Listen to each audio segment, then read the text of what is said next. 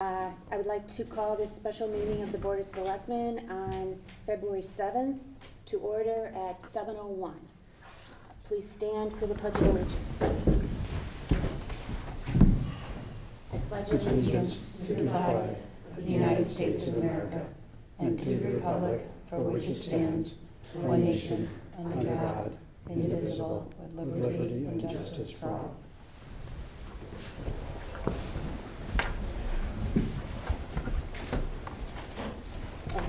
Okay, I need a motion now to go into executive. Could I have a motion to adjourn to executive session? Thank you, Mike. Second. Thank you, Sarah. All in favor? We will now go into executive session.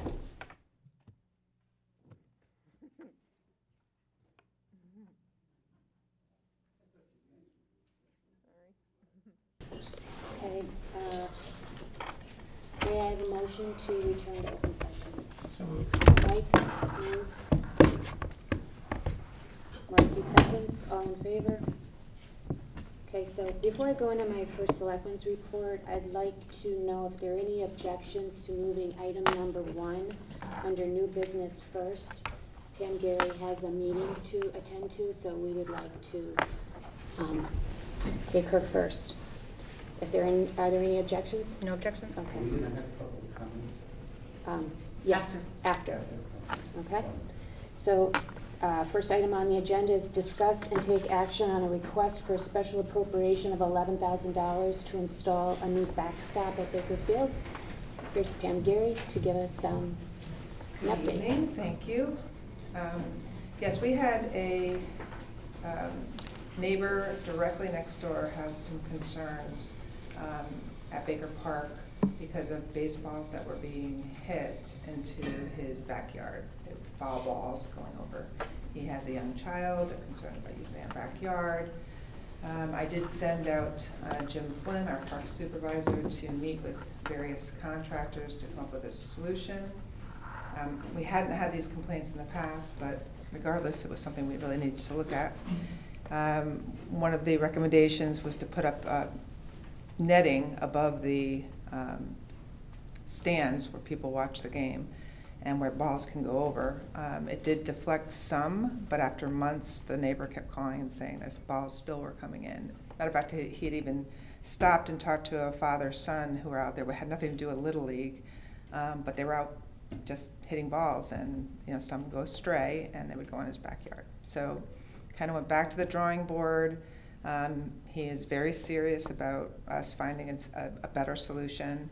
It was first discussed about the current backboard and that it was a little too far out. The gentleman had said that most of the balls from this current backstop, if they go over that way, they land in his front yard. He wasn't as concerned about that. But once we had a couple contractors come back in and really recommend the fact that it needs to be more current, wider, a little taller, and it would be installed a little closer to home plate, that would make a huge difference. So we feel that we're very confident. We've had a discussion with the neighbor. He at first wanted to have some sort of guarantee. We can't guarantee this, but we can guarantee, we feel very confident that it will reduce the amount of balls that go over. Hopefully 100%, but right now it's installed far back from home plate, and it doesn't have a large overhang to stop the balls. Any questions, Mike?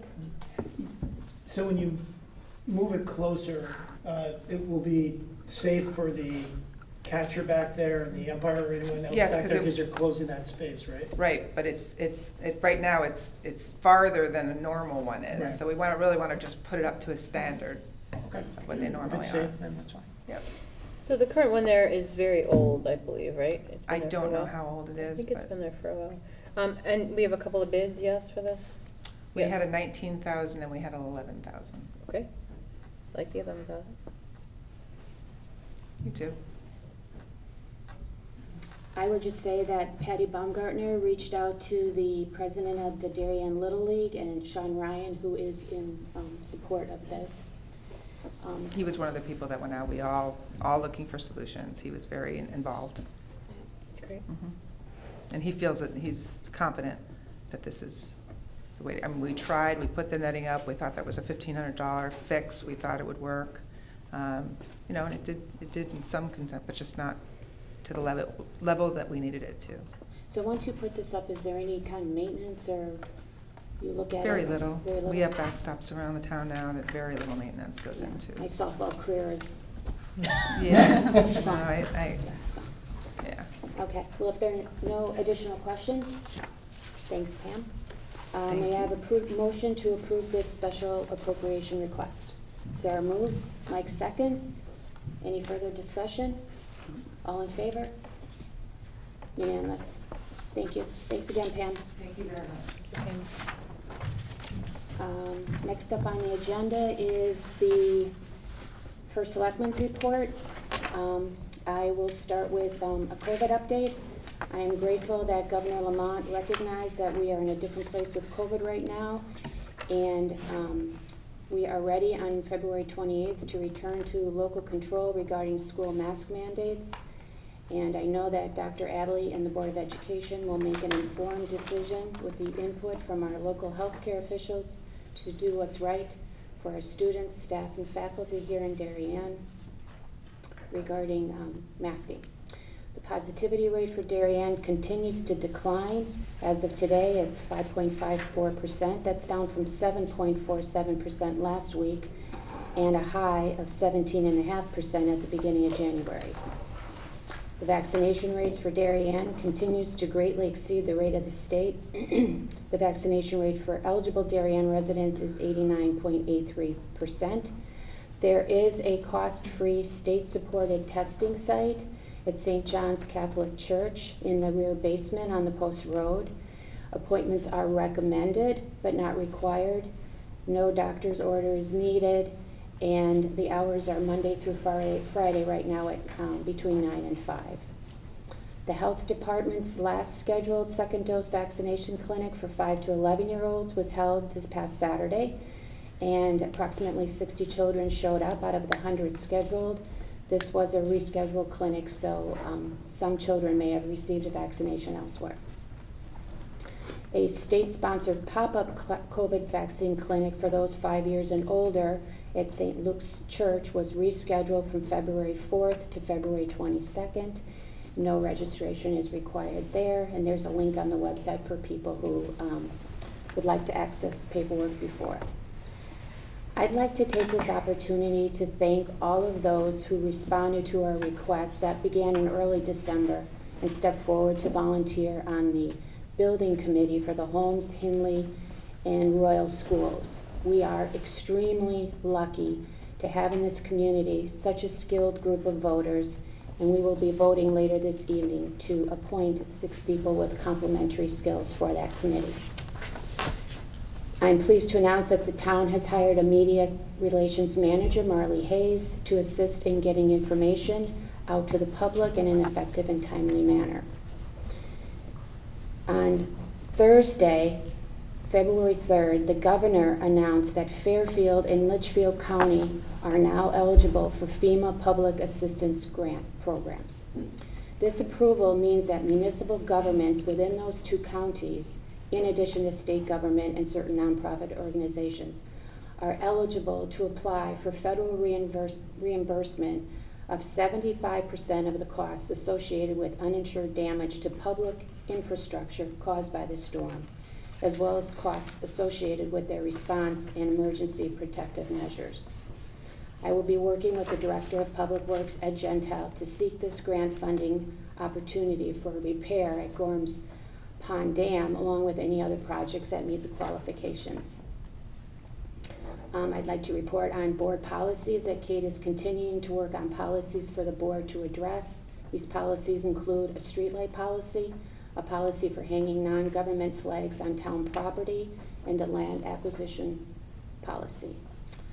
And last, if you're like me, you're looking forward to the spring weather, right? But unfortunately, we do still have a few weeks left, and I'd like to remind all residents that have sidewalks abutting their property to please shovel your sidewalks within 24 hours of the end of this storm. This is really important for walkers, and it's really important for the children that walk to school. If there are any questions on this policy, please feel free to reach out to me. Thank you, that's my report. Kate? I have nothing tonight. Board liaison reports. Sarah, do you have anything? I have an update from the Thriving Youth Task Force. The Thriving Youth Task Force met 10 days ago, and their main discussion was regarding the campaign to raise awareness about youth marijuana use. The CDC has given a grant that will benefit the Thriving Youth Task Force, and it will help target youth between 7th and 12th grade, focusing on 7 strategies to reduce marijuana use. There will be information on how to educate and how marijuana affects the teen brain, the risks of use, and protective factors. The Thriving Youth Task Force has a website that will include substance use resources and can be found from the Community Fund site under the Thriving Youth Task Force. If your organization has information that would be useful to include, please email it to thrivingyouthdarien@gmail.com. A video was recently created to discuss the youth asset survey results presented to Darien last fall. DHS graduate Buck Allen has hosted a video entitled Darien Student Survey Conversation, and it accompanies a leader guide and a link to the video that can be used sharing with your organization. For upcoming events, the Depot will be hosting Emily Torchiana on February 10th at the Middlesex Middle School Auditorium at 7 p.m. as she gives a mental health TEDx talk. And the Thriving Youth Task Force will next meet on March 17th in person. Mike, do you have anything on Blight? The Blight Committee meets on Wednesday, so we'll have something next time. Okay, terrific. John, do you have anything for us? So 2 things. One is the ARPA committee is going to meet tomorrow at 9 o'clock. We have collected quite a few ideas for both infrastructure-related, health-related, and kind of the all other committee that Kate, Jen, and I are working on. Most of the ideas are sort of projects or things that we've thought about within town government. And so these are things that have had some planning and a bit of vetting to date. They're not kind of brand new ideas. And as such, a few of those actually have preliminary cost estimates. So what we'll do is I'll send around to the committee tonight the collected list of all these ideas. What we're going to do is go through those tomorrow and see if there might be a way to prioritize some of them, get a sense for the estimated costs of the ideas on paper, see what else we need to do to actually smarten up those cost estimates, and then figure out what we need to do going forward, whether that's additional idea generation or we need to get additional public input and maybe hold a public hearing and all of that. So committee work's moving along, and that's great. The first meeting of the IT steering committee will be on Thursday the 17th, I think, at 10 o'clock or 9 o'clock, and we'll kick off that committee with its charter being to take a fresh look at the town's IT policy. Thank you. Very busy. Indeed. Marcy? Sure. Oxford's Building Committee, no report. First meeting, second meeting of the year will be tomorrow at 10. So we'll get an update after that. Okay. All right. Now we will open up to public comment, and we welcome comment from the public. And who would like to go first?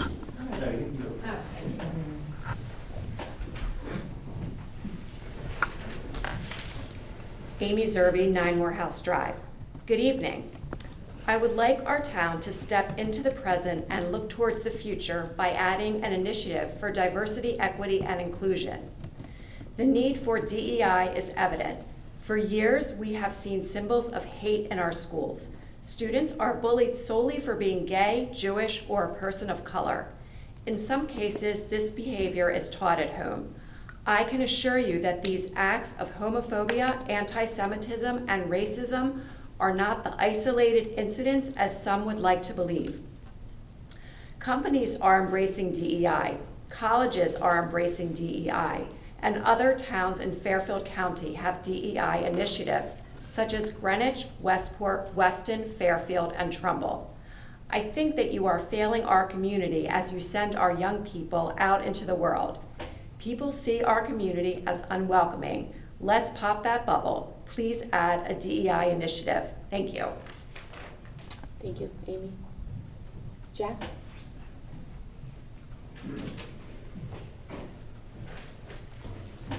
Jack Davis, 197 Hoyt Street.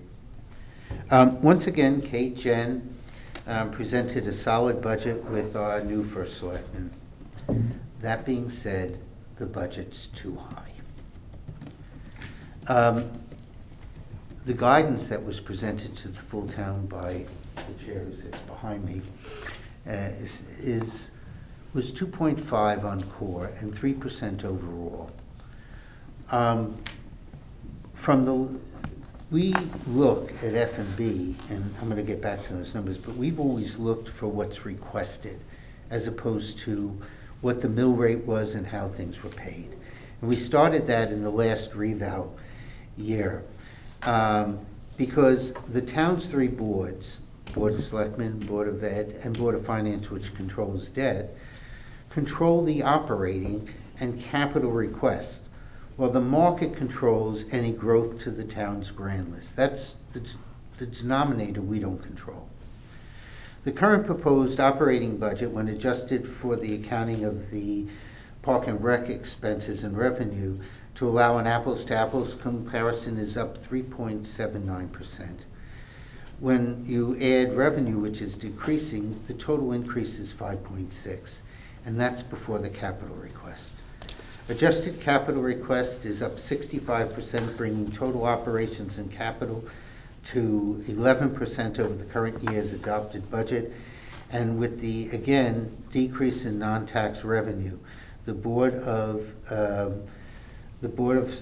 Selectmen proposed budget is 14%. That's far above the guidance. Now, meeting those numbers of 2.5 and 3% overall were never going to be easy this year.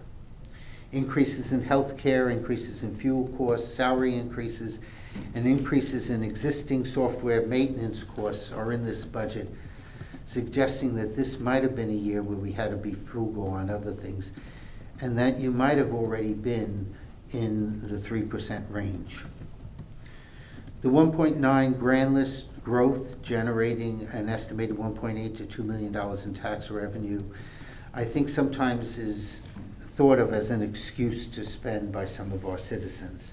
It's not. It should offset, first, the increases that we just mentioned above, and then cover some other costs, some similar to the FTE for the fire marshal, which 5 years ago, when these projects were first discussed, those of us involved already knew that 2 fire marshals would eventually be added.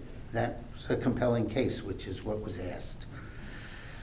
Projects that can be bonded is not an excuse nor a rationale simply to approve that project. Not all capital projects are #1 priorities. And with raw material costs, supply chain, distribution disruption, and other inflationary factors versus Fed rate increase, I believe further analysis might be required to determine. And I also want to remind that the town at one time did put a moratorium on building, and we delayed the building of the Wheat Beach beach house. The real question is, do we need this project? Do we need this project this year? And what's maybe harder to say is that not every department might get capital. That's the tough decisions that have to be made. For those that have known me, I have been talking for some time about the implementation of service charges on credit cards to the town. That's a significant savings that I think it's time to do it. The Board of Ed did it 3 years ago, and virtually every student-related payment by a parent, it has a service or a user fee associated to it when it goes to the Board of Ed. I'm further suggesting changing the false alarm funds to be moved into the general fund. It was moved to those commissions by the RTM. It's time to change, and I've already started speaking to people within the RTM on changing what it would take to change the ordinances, and I believe their support. On the police side, those expenses are included in the town budget. When a police officer goes there, we're paying for everything there. And quite honestly, there's been 2 things that's been moved out of the commission into the budget. If there's other things that are there, that's fine. It was $54,000 last year. Those should be here. The fire department, the fire commission, and the police commission should not have a fund to pay for things that, if it went through the normal budget scrutiny and analysis, might not have been approved. It's time to clean that up. Lastly, I'm suggesting that all grants or increases to commissions revert back to what this year's budgeted amount was. It's not to say they weren't good. It's not to say that they don't have value.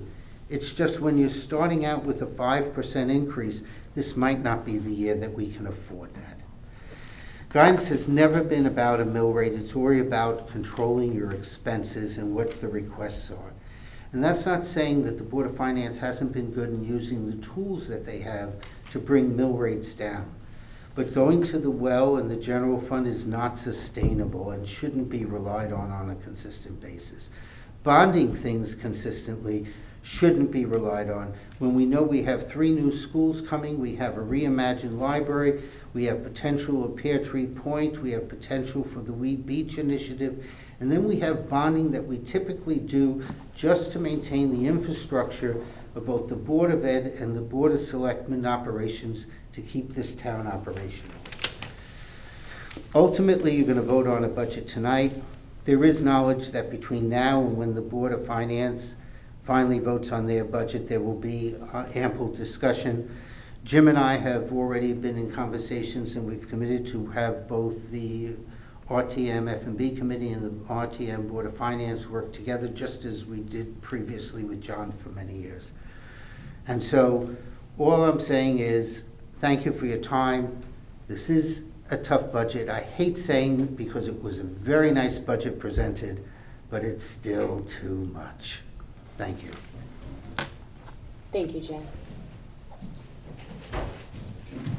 Yes, Mr. Palin.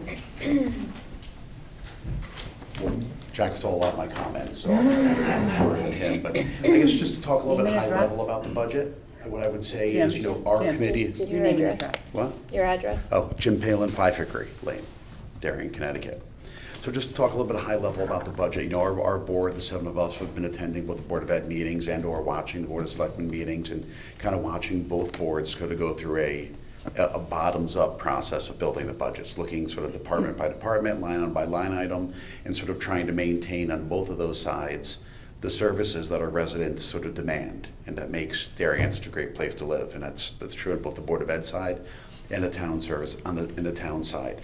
But what our board will do once you all approve your budget tonight and the Board of Ed approves theirs tomorrow night is we will then, sort of working with the RTM, sort of take a top-down approach. What is the overall level of expenditures that we think is sort of prudent this year and year after year to make sure that Darien remains, we continue to try to balance great services on the town side and the school side, but also, minimize the amount of tax increases that we see year after year, because ultimately we live in a town that's about 99% developed, and so there aren't sort of vast tracts of land and where we can continue to develop and spread our taxes over a larger tax base. When you look at some of the large developments that are going on, $100 million increase in our grand list through investments and so forth only really raises another not even $1.2 million in tax revenue. And when you look at just some of the increases that we see on both sides, both the Board of Selectmen and the Board of Ed side, the increases in just our healthcare costs and other sort of defined benefit plans exceeds the additional tax revenue that you would see out of $100 million of additional real estate. So when we look at your budget now, it's around 3.7% on the operating side. The net increase goes a little bit higher when we look at some of the decreased revenues, of which our board will be looking at both the expenses and the revenue side, because we have to make assumptions on almost $9 million worth of sort of town revenue, user fees, and a small amount of state aid that we get. And when you bring that down through the capital side, again, setting aside what we bond or what we don't bond, that brings it up to almost another 14 or 15%. Now, the capital side stuff is lumpy. We have fire trucks, we have investments in our other infrastructure, we're building $140 million worth of schools and additions and so forth. So we do take into account what you can bond, but ultimately what we're going to do is look at the budget you deliver to us tomorrow, and the Board of Ed will deliver to us on Wednesday. We'll combine those two budgets together, look at where we are as we move closer to April 8th, where any excesses or shortfalls might exist in the two different budgets, and we'll take a view on what we think is sort of the prudent overall level of taxes. And if we think that there needs to be an adjustment, we'll be working closely with the RTM, F&B, and education committees.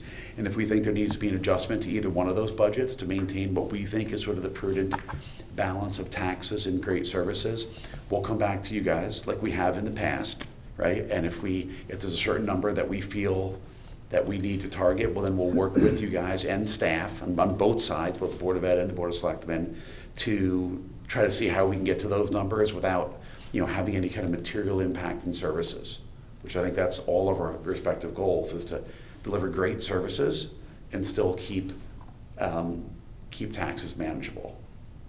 So we'll know more as we begin to look deeper into the budgets and look at what the two of them look like together. And I can commit to you on behalf of our board and talk to Jack. We'll work with you guys, and we'll have a lot more conversations over the next 60 days in terms of trying to put together the most prudent budget to deliver to the RTM.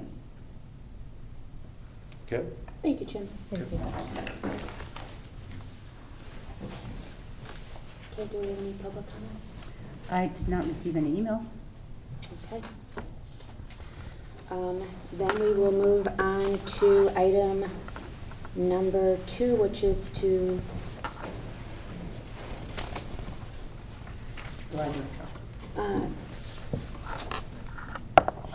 can we vote on Pam's now, or should we?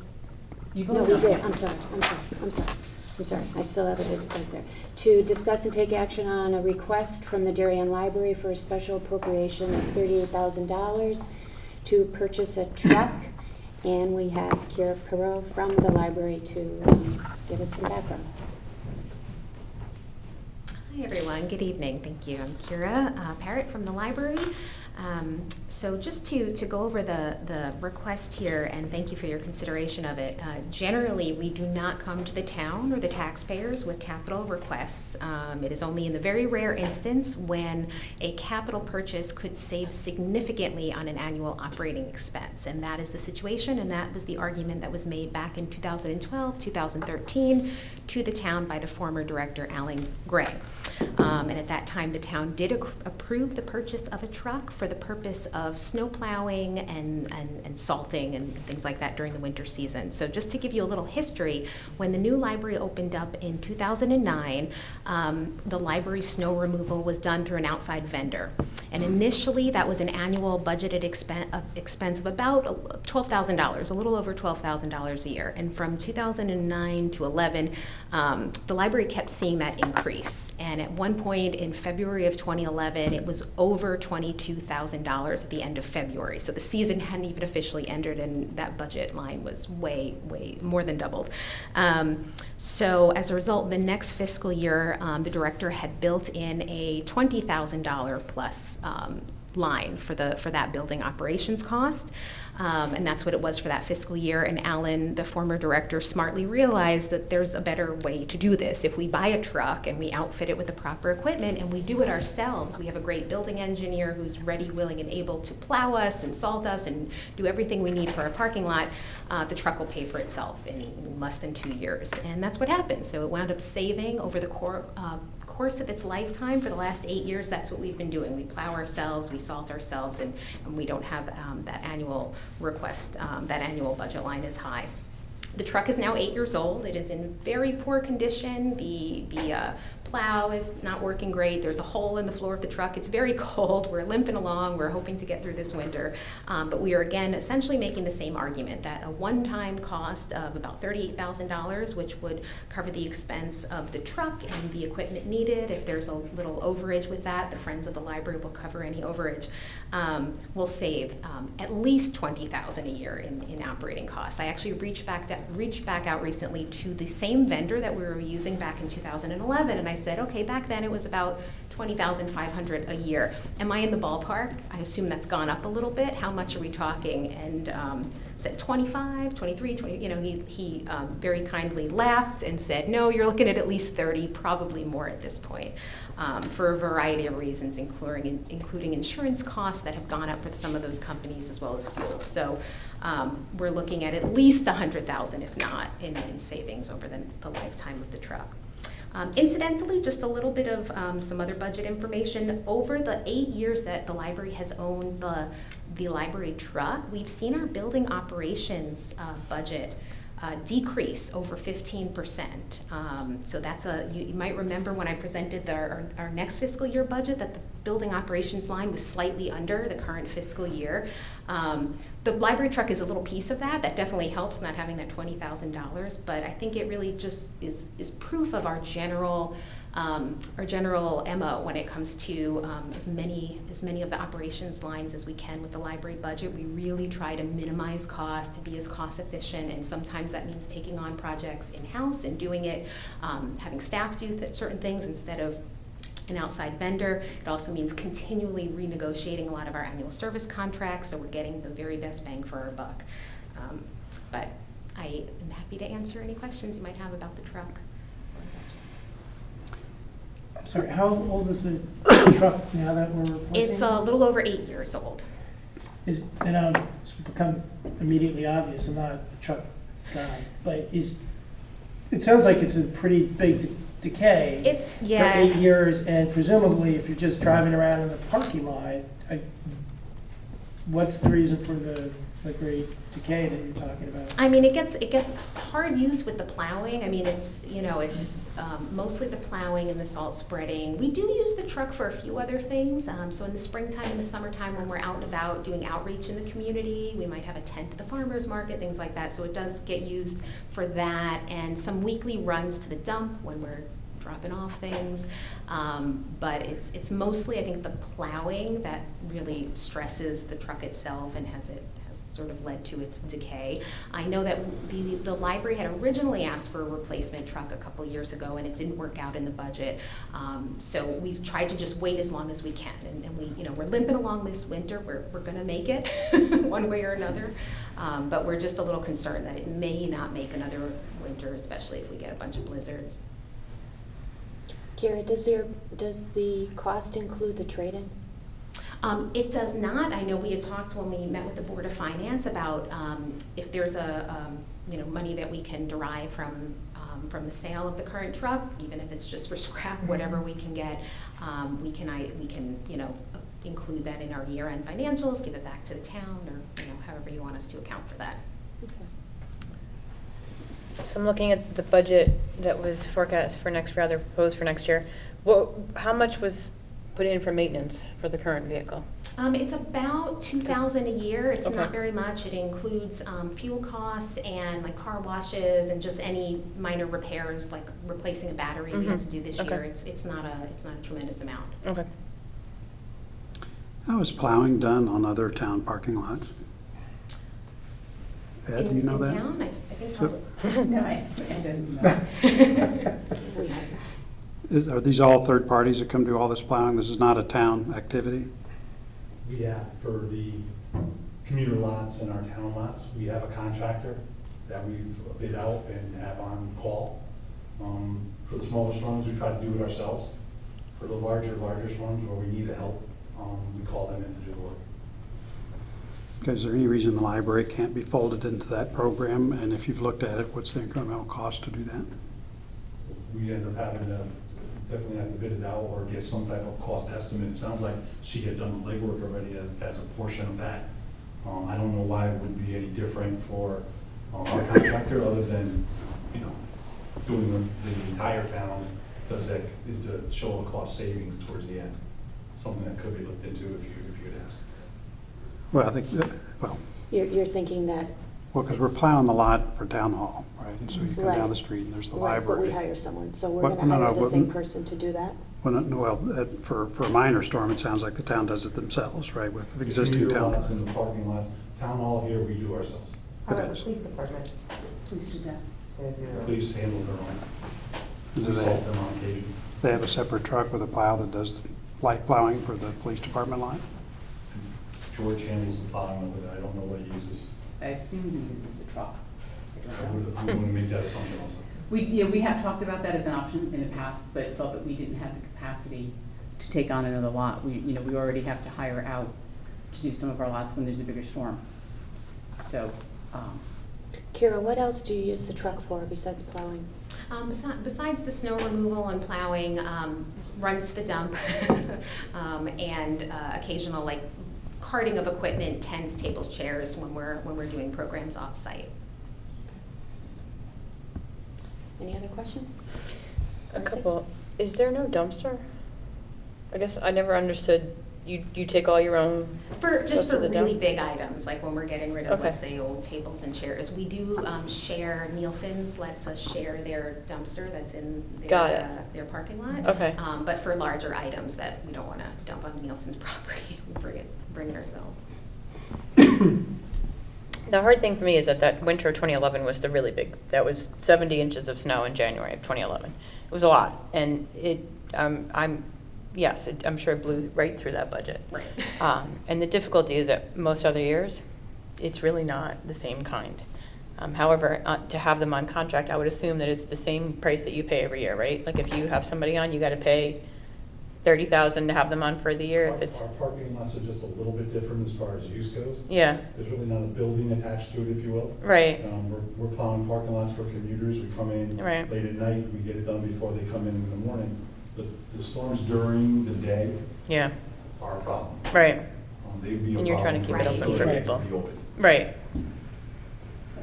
But I would imagine those contracts are, if it's 2 inches or more, they know that they're coming, and if it's less, there's one of those types of deals for when you hire out, is it because they know if it's a certain amount of inches of snow that they come automatically, and if it's not, it's something that you guys handle? We coordinate the calling ourselves. Yeah, okay. Every storm, we make the decision. We have a rate system from 0 to 5, 5 to 9, 9 to 12, and we have a gentleman that runs out there and measures it at the end of the storm to make sure we pay them accurately.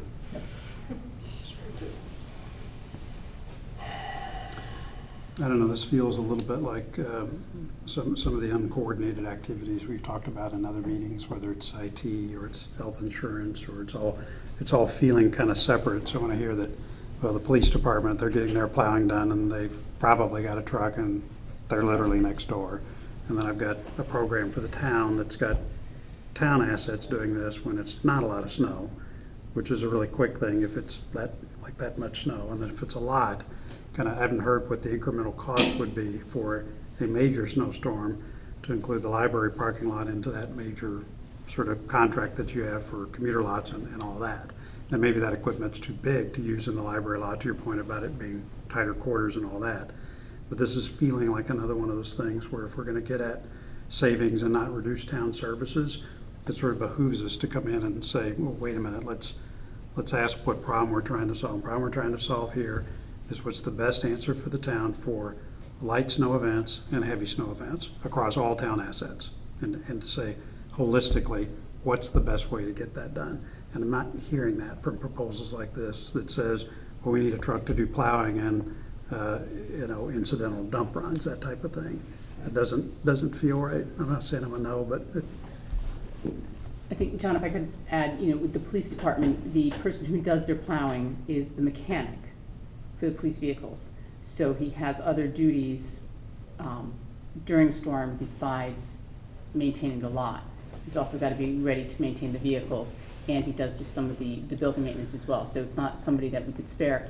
And it would be, we have policies. We bring in Parks and Rec to assist the Public Works Department now. And so the priority is to get the roads cleared. And then the lots that are need first use. So we do things like we delay the plowing of the beach parking lots and any of the park parking lots until all the roads are cleared and the town hall is cleared and then the parking lots for the train station. So you'd be asking us to add another, load to them and determine, where does that fit into the priorities of getting everything cleared time-wise. And, if the library is open, making sure that they're fitting them into the schedule. I just think, so I'm in complete agreement with the point. If this were easy, we would have done this a long time ago. I just want to be able to represent to people that we took a careful look at this. And the answer may in fact be that we have to have a distributed model like this to get this type of work done. But we've never actually taken a close look at it, at least not that I'm aware of. Well, it seems to me there's no dispute that the library gets a lot of positive use, and if it's a snowy day, and even if schools are closed, there's an expectation that maybe the library will be open and people will be over and in those lots, and those will be, our citizens, and, there are an immense amount of slip and fall cases in parking lots after a storm, so you need those lots done right, and you need them done, quickly. I'm not Yes, he's a thrilled at paying- litigator. So I'm not thrilled about spending $38,000 for a truck, but I do need to know that we're going to put a system in place, that those lots are going to be properly cleared. And I don't hear another alternative at this moment, so I would love to hear one. Well, I would agree with that, though. I think the library is most popular when there's a storm and power's out, and the library has power to charge phones. So that's when I think it's the most valuable, but the lots are getting cleared now. The question is do we approve the truck replacement now? Or, in the spirit of this being a difficult year, to Mr. Palin's comments, do we let this ride another year that would give us a chance to take this holistic look at all this kind of stuff that we spend money on separately, but answers a sort of central question? I don't know. We could either do it next year under the auspices of a thoughtful plan like that, or approve it now. Kira, what were your repairs this year for the truck? We had to replace a battery. I know that Vic Petsier, our building engineer, did a lot of minor repairs to both the plow and the salt spreader, which were kind of falling apart. So he did his best to sort of repair them and get them stuck back onto the truck and back together so that they were operational. So, we budget that $2,000 a year, essentially to cover like those minor types of repairs to the truck. We are theoretically, not opposed necessarily to having the town. I think that in all of our conversations with Kate and others, it just didn't seem like the capacity was there to plow us, particularly to get us open as quickly and be responsive throughout the day as snow is falling and all of that. And we just didn't want to put that back into the budget line, into that building operations. We were really trying to avoid at all costs that 20 to 30 grand hitting that operations line, and really just saw it as like an initial investment, really saving over the long term. There's a chance that the truck may hold out, but we've been praying and crossing our fingers this season. Vic's expert opinion, who's our plower and our engineer, is that it's any day now. It's going. How many miles are on? Oh, that's a good question. I can find out. I can send you that information, but it's got quite a bit. Was there any kind of discussion about the first time or the last time we purchased the truck at either this board or the Board of Finance about the benefit and meeting the goals, doing the operation? I mean, we bought one truck. Has it really done what we had hoped when we approved the first time? And so then does it make sense to do it again? Well, it certainly saved us the operating costs, as Kira said, that the investment in the capital saved us the annual operating costs that are part of the budget that we grant to the library. Did the town buy the current truck, or no? Was that gifted? That was included. It was bought. Right, it was bought by the library, but it was added to the grant in 2013. Trucks last longer in Texas, I'm just saying. That's for sure. Keystone. 8 years. It's a Keystone. It's a sign of, yes, how old your truck is, right? Just one other point of information, which may or may not be relevant, but worth reminding, that at the end of the last fiscal year, June 30th, the library did have a surplus. I think I had mentioned at the budget meeting, it was about $32,000, mostly as a result of utilities being a little under because of COVID. And at early discussions that we had with Jamie and Kate, it was first proposed, why don't you use that towards the purchase of this truck, and that was sort of what we originally thought of. But then after further deliberation, and of course Jim weighed in that that's not really an appropriate, let's put that back where it belongs and do this as an appropriation. But we did have those early discussions about the need for the truck, and sort of it was just a matter of like timing and how it was going to work out. 2 questions. What's the lead time on purchase of this vehicle right now? So if we were to get approved, immediately or sometime soon and place the order, let's say this month, next month, we're not looking to get it in place until next winter. So this is a next winter thing. If we place it soon, we're hopeful that it'll arrive late fall of '22, so that we'll have it in place for winter '22-23. You know, we're not going to get it for this winter. There's just too many supply chain issues. And what's the alternative if this thing? So if this thing, or when this Yeah. thing is kaput, I think we would either have to, you know, we would have to contract with, you know, likely one of these outside vendor companies and either try to get an annual service contract or do a per event, and that's a little dicey. So yes, the annual service contract is a lot.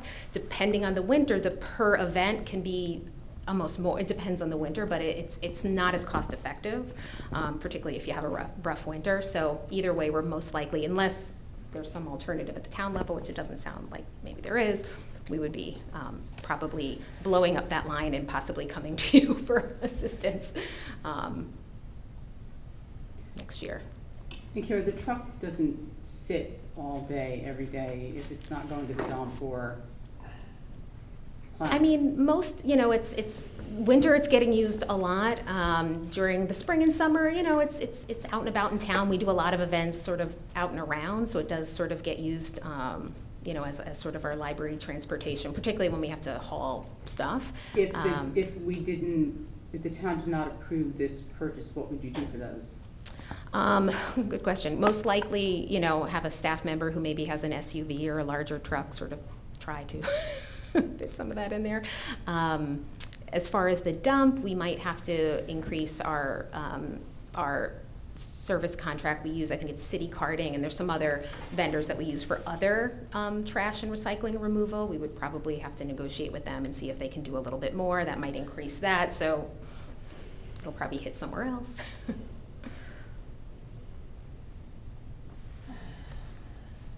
I feel your budget with your 2.73 is pretty responsible budget, pretty, We really sharp. did try to keep it very tight, as I said, in that building line, especially library support. You know, we really have there's no fat. Okay, so the question is, do we hold this off or do we fund it this year? And let's take, does anyone want to discuss any longer? What's your recommendation, Kate? I think you should approve it. I think it helps them keep their operating budget, and it's, you know, what Kira just said, that it's not just the snow plowing, it's the other things that the truck is used for, and, you know, even if we could assist with the snow plowing, at what cost for us, because, you know, that is labor, and depending on when the snow occurs, it may be double time, not just time and a half, so that's not necessarily a cheap alternative. And we certainly can't be putting a truck at their disposal in the springtime to do the other things that they need doing. And both of you have talked to Vic about this, and Vic says it's time. I have not, but. Vic Pensaros, he say it's time to replace the truck. Oh yes, he's been saying that for a couple of years now.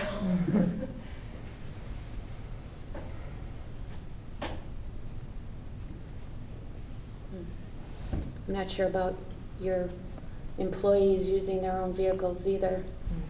I don't love that idea for some liability reasons. Yeah, I don't love that idea either. Yeah, sorry, one more question. I'm assuming that he is the only person who's driving the vehicle. Sorry. Yes, that's right. Vic is really definitely the only one plowing. And usually when we have to cart, yeah, pretty much for all of it, for carting to the dump, for bringing tents and tables and things like that to our events, that's Vic. He also lugs everything, so. And is it only being used during library hours? Or, you know, obviously in the morning before people get there, and then in the evening? Yeah, I mean, for but the he's not plowing and the driving. salt spreading, it's whenever needed. It could be late at night, it could be super early, you know, and throughout the day, depending on what the snow event is happening. So, so not just operational hours, but for sure when we're open, when there's snow falling. But it's not a take-home vehicle, it stays. No, exactly. It's not a personal vehicle. It's not being used for family trips or grocery runs or anything like that. Library Salt business spreader. only. Right. And then- just library business. Out of curiosity, where do you put, the salt spreader it comes out, right? Like, you can put things in the back of the truck and Yeah, you so can it's a use it? pickup, so there's a flatbed. Where does that go? The salt spreader kind of goes on the back side of it. No, Right, but where's it when kept? you're not using When it. you're not using it, like where's Oh. it kept in the summer? I think it goes in our basement storage. Oh, you have a basement? Okay. Yeah, we have a I don't know basement. that I knew that. Okay. Got it. Yeah, I'm pretty sure the plow stays on it all year round. Because that's a pain to get on and off. Yep. Any further discussion? Okay. May I have a motion to approve this special appropriation request? So moved. Mike moves. Marcy seconds. All in favor? Opposed? You opposed? No. Okay. John opposes. And that's everyone. Okay. All right. Thank you. Next item on the agenda is to discuss and take action on a request for a special appropriation of $160,000 for Gorham's Pond Dam repair design. And we have Ed Gentile to explain the project to us. And Darren Ostenfeld. Sorry, Darren. You were in the corner there.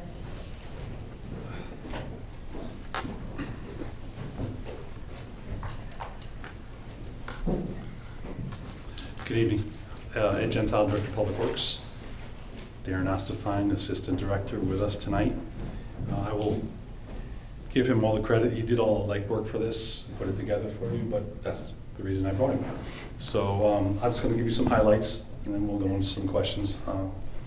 This appropriation came, actually the damage to the dam came to our attention by some of the homeowners down there after Ida came through in September. What ended up happening with the high level of water going over the dam created a scour hole in front of the dam, which just made a place for the larger boulders at the end of the dam to go when the water came through, pushed them over, and then created voids at the end of the dam. If you go out there and take a look at it, you'll see now it's in some areas very jagged edges. What's happening now though is with the tide cycles coming in and going out, what ends up happening is the water will suck the fines out from between the rocks that are under the dam right now. Though it's capped with concrete, the water will find its way underneath and pull it out. It's described as a soft core dam. So what's in there are very fines, kind of a clay material with rocks around it. We need to make sure that we try to keep that intact. We're looking to do right now, just to keep you updated, is we do have an approval from the DEP for an emergency temporary repair. We're in the process now of having, we have one final step to get insurance from one of the contractors before we allow them to go out on the dam. It was one of the last things Darren was working on today, but hopefully be able to, with the weather, maybe break next week a little bit. We'd be able to get out there and put a temporary fix, which is pretty simple. Put filter fabric over the jagged edges. We put the stones back in place, and what we do now is remove the ability for the tides to take the fines out from underneath the dam. The contractor we've hired has worked on the previous dam at the Goodwise River, just north of the bridge up there. Their company name is Fuss & O'Neill. Very knowledgeable in this type of work. Worked exclusively with Darren on this as soon as it was brought to our attention. The timeline for delivery of this final design will be 3 to 4 months. Their original quote was a little bit longer. Darren worked closely with them to push up the scope of work and reduce the timeline. We did put in here the cost right now quoted from Fuss O'Neill is $160,000. I will tell you that the original quote was a little bit higher. We worked with them to take some of the scope of work and narrow it down. We had some information already in regards to survey information and cores into the soil information on that. So we're going to use some of that information and supplement it. I can tell you that the DEP is not a big fan of dams. It took a lot previously to do some work on the dam just north of Goodwise River Road. This one here, though, they reacted quickly. They gave us permission to put it, to try to put it back in place and secure it. To their credit, recognizing that dam is underneath a bridge, and failure of that dam, I can't tell you what could happen. I could just tell you that my fears are undermining any of those bridge abutments or anything like that. So we're trying to get our contractor out there safely and properly secured as far as insurance and bonding goes, so that we can put a temporary place. So right now, as soon as we can get this money approved by you folks, hopefully, and the Board of Finance and the RTM, it looks like our schedule will put us somewhere in March, being able to secure a contract with the design engineer and hopefully start the project. So we're looking at somewhere around July 1st, having something to go out to bid so that we can get contractors on board. Ed, prior to the study, do you have a ballpark sense of what this whole thing's going to cost to fix, Yeah. or is that completely unknown? That's a really good question. Because this is just a study, right? Yeah, This is to figure out what this is they're, the design to fix it. Right, you know, okay. what they're going to do and how much it's going to Yeah. cost. Yeah, so I have to give Darren credit again. He said you were going to ask that. So Darren knows. I'm ready for that. Somewhere around $1 to $1.2 million for the repair. 10%. And that was a really rough estimate right at the very beginning. I'm going to say that I'm hopeful that they put a little extra in there, but we won't know what it's actually going to be until we put them out to bid. Right now, you know, it's not the type of project where we have long lead items, or items the manufacturer makes has been jacking the prices up 75%. This is pretty much a straight construction, material, labor contract. But it has to be done at the right time of year too. When was the last time some major work was done on that dam? Do we know? Yes, we do. Yes, he does. No. When was the last time we did work on that dam? Last time we did work on the dam? Around 2007, we replaced the tide gates, which was largely, I can't put a percentage on it, but privately funded, public partnership. Oh, interesting, okay. That project went on for a couple of years. It included the fish ladder. That was an integral part of the DEP's approval. They wouldn't let us do anything to the dam unless we incorporated a fish ladder. So the design team that you're thinking of is having trouble getting insurance? No, I'm sorry if that confused you. The design team, they're all set and ready to go. The temporary repair, we have a hauling company that we are going to require to make sure he has enough insurance. He's got to bring the truck pretty close to the dam and then on top of it to dump the stone that we need. I prefer that he's insured properly, just in case there's an issue out there. And so the temporary that you're working on, I know there are a few areas that are stressed there. Are you working, you're doing all of them? Yes. Okay. And the fine that washed out, did that accumulate anywhere, or did that just spread itself out? I can't tell you that I've seen a deposit of any kind, especially since the scour hole that's in front of it has been washed out also.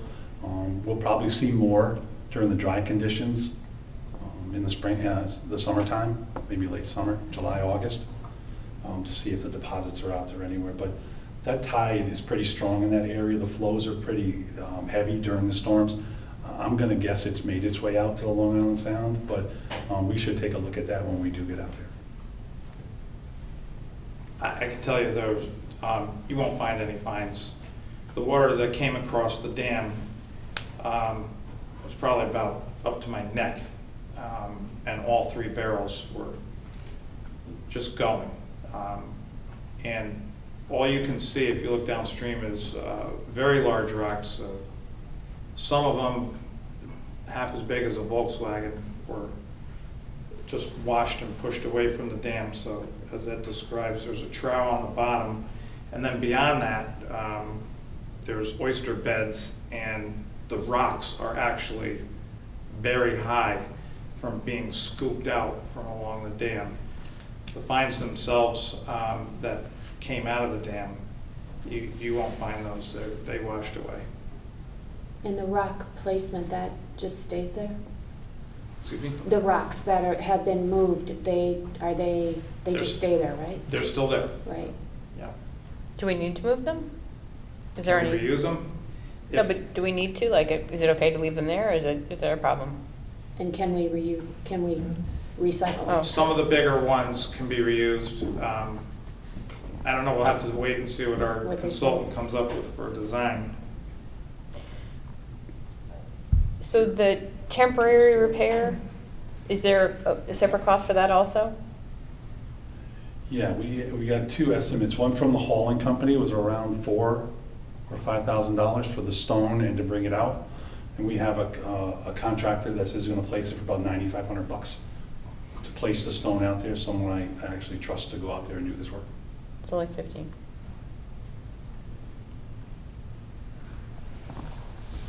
We Any did other get 3 questions? prices. I love that. We did get 3 prices. I love 3 prices. Thank you. I do too. Ed, with the FEMA announcement recently, will this be eligible for possible reimbursement? With my limited experience with FEMA, I'm going to say I think it does and should. Our expert is our fire marshal, Mr. Mark McEwen, and he's probably going to tell me. But he's going to want some details, and I'm pretty sure I'm waiting for that email or phone call, because I think that's one of the largest projects we have here in town that we're going to need FEMA to step up. Now, I think some of the requirements are that it's not covered by insurance. Right. So I don't know how our insurance has viewed this just yet either. Yeah, that's the big one. So, Any other questions on the study? No? Mars? No? Okay. If there are no more questions, may I have a motion to approve this special appropriation request? Mike moves. Second. Sarah seconds. All in favor? Unanimous. Thank you, Ed. Thank you, you, Darren, Bob. for Yeah, thank you very much. coming and Yep. presenting. Really appreciate it. Okay, next item on the agenda is to discuss and take action on a request to approve a successor contract with the Darien Town Hall Employees Union. And we discussed this. Kate's going to discuss this. This is a 3-year contract that is retroactive to July 1st of 2021 with the Town Hall Employees Union, and that that covers the majority of clerical positions in this building and at the police department. It covers the custodians at the police department, the maintenance person at the police department, the animal control officer, and then some of the higher skilled positions like zoning enforcement officer, the building officials. So it's a wide group, and it includes the dispatchers. How many people total? Ooh, total, it's, now that the dispatchers are in there, I think it's like 38 maybe. Okay. It's a good number. Yeah. And so I think, believe it's a good contract, it's a fair contract. We didn't get everything we wanted, they didn't get everything they wanted, so, we both felt a little pain, but I believe it's a good contract, and I recommend the approval. Okay. Any further discussion? No? Okay, may I have a motion to approve a successor contract with the Darien Town Hall Union? Can I ask, there's language in your full, if you would approve that motion, that includes referring it to the Board of Finance for report and the RTM for action. Okay, the suggested motion is the Darien Board of Selectmen hereby approves the tentative agreement between the Town of Darien and Darien Town Hall Employees Union with referral of the same to the Board of Finance for a report and representative town meeting as the Darien legislative body for final action. May I have a motion? Mike moves, second. Sarah seconds, all in favor? Unanimous. Thank you.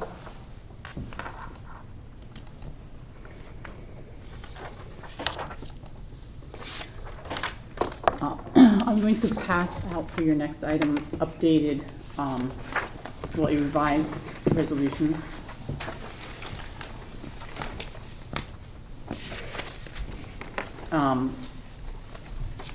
We had discussed the change is reflected in the amount being proposed for the. One per person? It's one per person, yeah. The total appropriation for the capital fund, and then the language at the bottom about bonding for the fire apparatus. So the motion that Here. there's we had two more. originally put No, there's together, two.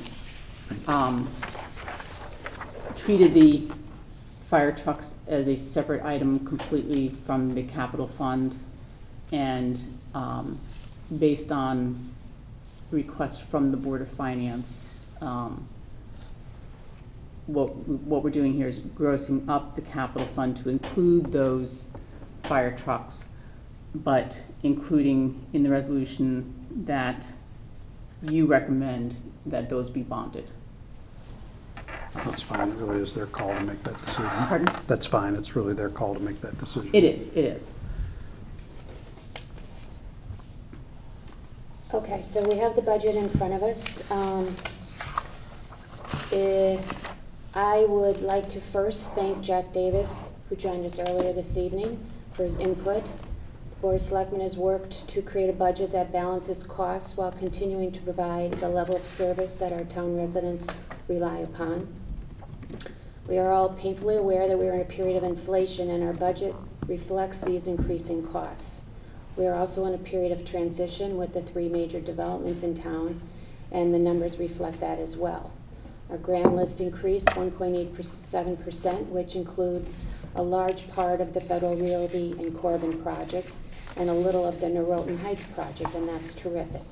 We had a big jump in building permits last year from these projects, which in turn has led to a decline this year of a year-over-year of $332,000.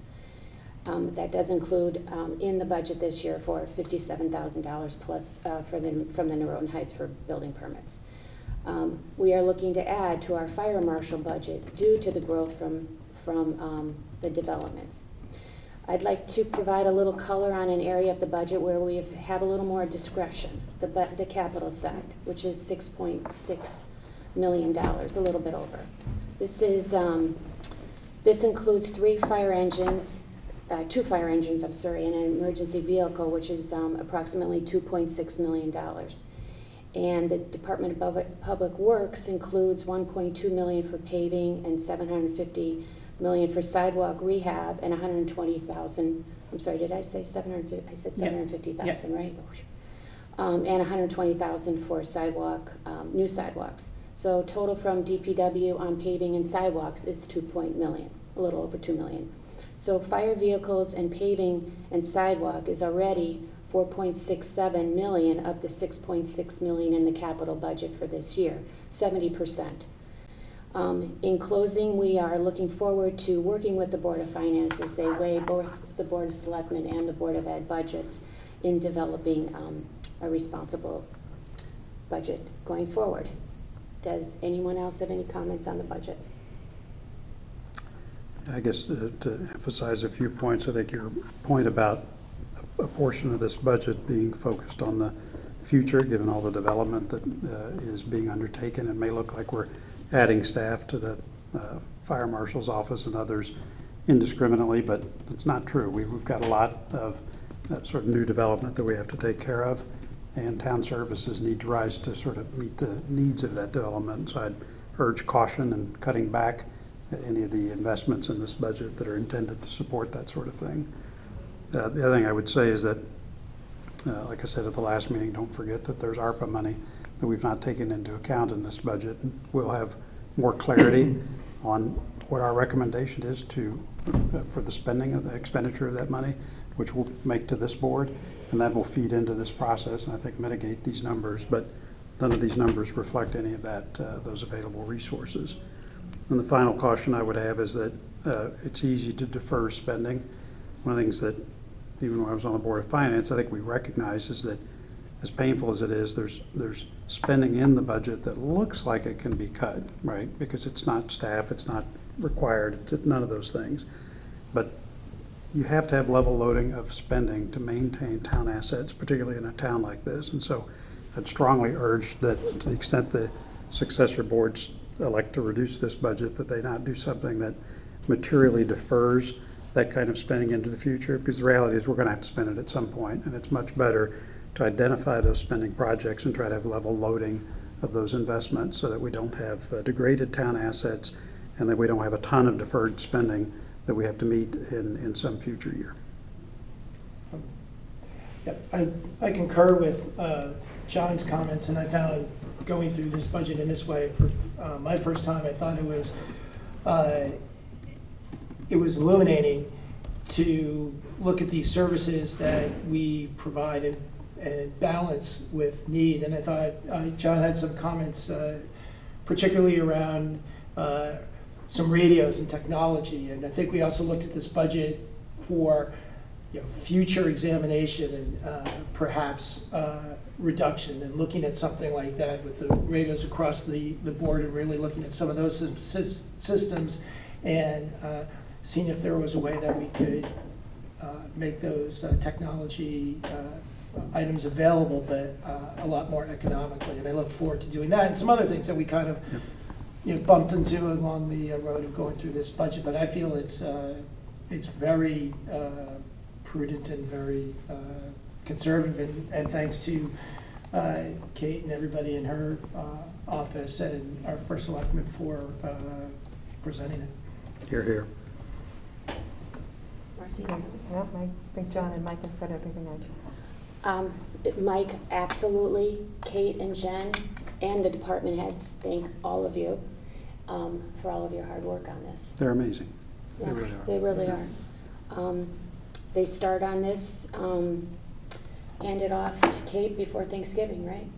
No, I get it in December, but some of them start, can be starting as early as October, November, but we do have some people who, they're constantly working on it, and I do think our department heads do a really good job, and you see, you got to see drilling down into OpenGov how very detailed some of those budgets are, that, we're not just adding on a percentage to last year. They are starting, in not every line, but from zero, and they do give great thought to what they're doing. Right. And also thank you to Jen for getting OpenGov up on our website. Mhm. That's on. Yeah, that's great. That's terrific for our public. So, okay, so then I read this full resolution, Kate? Yeah, sorry. Okay. So,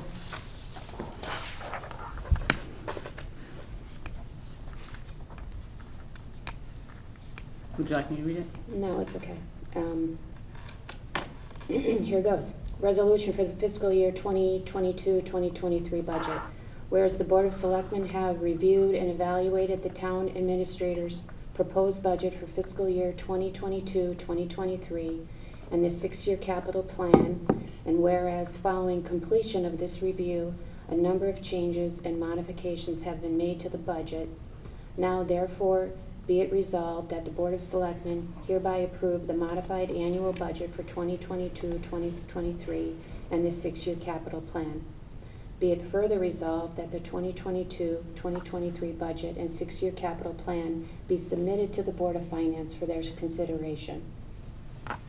In the general fund, the general operating fund will be $36,777,788. Debt service is $10,284,306. Transfers out to other funds, $3,433,627,000. Total general fund is $50,495,721. In other funds, the sewer operating fund is $4,185,829. Parking operating fund, $710,400. Recreations program fund, $950,000. The capital fund, $6,609,300. The sewer capital fund, $263,600. The parking capital fund, $390,000. Be it further resolved that the Board of Selectmen recommend to the Board of Finance that the appropriation of $2,642,000 for the replacement of fire apparatus be funded through the issuance of bonds. May I have a motion to approve the fiscal year 2022-23 budget as I read? Marcy moves. Mike seconds. All in favor? Unanimous. Thank you. Thank you for all of your work on that. Next up, we have appointments. And for the appointment of Harbormaster. We had 2 candidates come forward, and do I have a motion to recommend John Keena to the Governor's Office for appointment as Harbormaster for a term expiring on June 20th, 2025? So moved. John moves, Mike seconds, all in favor, unanimous. Okay. John, yeah. Mike. Thank you. Okay, next up, we will be appointing members to the 6-member Hinley Holmes Royal School Building Committee. We will be looking to come up with a shorter name for that as well. So we will go through these person by person. We didn't have any female candidates, so these men are the men that are being recommended. Do I have a motion to appoint Randy Giraldo to the Hinley Home Royal Building Committee? Mike moves, Sarah seconds. All in favor? Unanimous. Do I have a motion to appoint Paul Harding to the Holmes Hinley Royal Building Committee? Mike moves, Marcy seconds. All in favor? Do I have a motion to appoint David Kerwar to the Holmes Hinley Royal Building Committee? Mike moves, Sarah seconds. All in favor? You could probably just call it the HHR committee. Yeah, that'll work. Is that all right? Okay. Yep. All right, do I have a motion to appoint to the HHR Building Committee Christopher Price? Mike moves, Sarah seconds. All in favor? Do I have a motion to approve to the HHR Building Committee Jamison Riley? Marcy moves, John seconds. All in favor? Okay. Opposed? Mike and Sarah oppose. Motion carries. Do I have a motion to approve to the the HHR Building Committee, Frank Schuster? Sarah moves. Mike seconds. All in favor? Okay. Unanimous. So I want to thank all of these people for stepping forward for this important project. I encourage the committee to include as ex officio members the Board of Ed Chair, who happens to be Duke Deneen right now, Superintendent Dr. Adley, the Director of Facilities Mike Lynch, and a parent from each of the 3 elementary schools as ex officio members of this committee. Next up is to review and approve the minutes of January 18th, 2022 regular meeting. Are there any edits, deletions? No? Okay. All in favor? Or, I'm sorry, who moved? Mike moved. Second? Marcy seconds. All in favor? Okay. Unanimous. Thank you. Are there agenda items, agenda review? Are there any board members who would like to see something on a future agenda? And please remember that the next meeting is February 28th, before I forget to mention. Yes, Sarah? A few years ago, our then first selectman participated in community conversations run by the Board of Education to discuss issues of diversity, equity, and inclusion in our town. Although COVID interrupted the process, it left me thinking about how we as town leaders pick that mantle back up and continue the conversation. Last June, I loved seeing all the pride flags. To me, they represent inclusion, and it was a symbol of pride to be able to drive around. And then in December, I was really happy to see the representations of the different faiths, from the Christmas tree to the menorah, that our residents believe in, and I believe celebrating our diversity is important. Each of those projects were spearheaded by private individuals. And I believe it's time as town leaders that we play a role in the DEI conversation.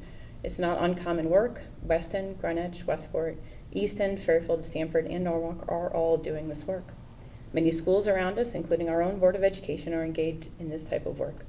And right now, our community is talking about DEI initiatives, publicly and privately. And I would like to add our voice as leaders. I would like to see us engage in community conversations with elected or other leaders of this town with a facilitator to hear our needs as a community. I would like to see us join in on these community celebrations and maybe support some more public-private partnerships where we support these celebrations of diversity and inclusion in our town, such as Pride Month. Thank you, sir. Just to dovetail on that, I mean, hearing some of the talk and some of the things going on, I think it would be useful for us to spend some time talking about the effective role of government in these matters related to diversity and inclusion, and how we, how we examine those issues, and whether it would be right and proper to have an official statement in our mission related to that, or on diversity. And again, at a board level, to have that conversation, to discuss it, and not necessarily the necessary role of government, but the proper and effective role of government. And I think that would be a good conversation for us to have some agenda. Thank you, Mike. Anybody else? For No. agenda? John, nothing for agenda? Okay, if that is it, again, remember that February 28th, that is a department head, right? Nope, Kate? nope, It's not? that's a regular meeting. It's a regular meeting? Okay. Okay, if there's nothing else, may I have a motion to adjourn? Mike moves, John seconds, all those in favor? Thank you. Thank you, everyone.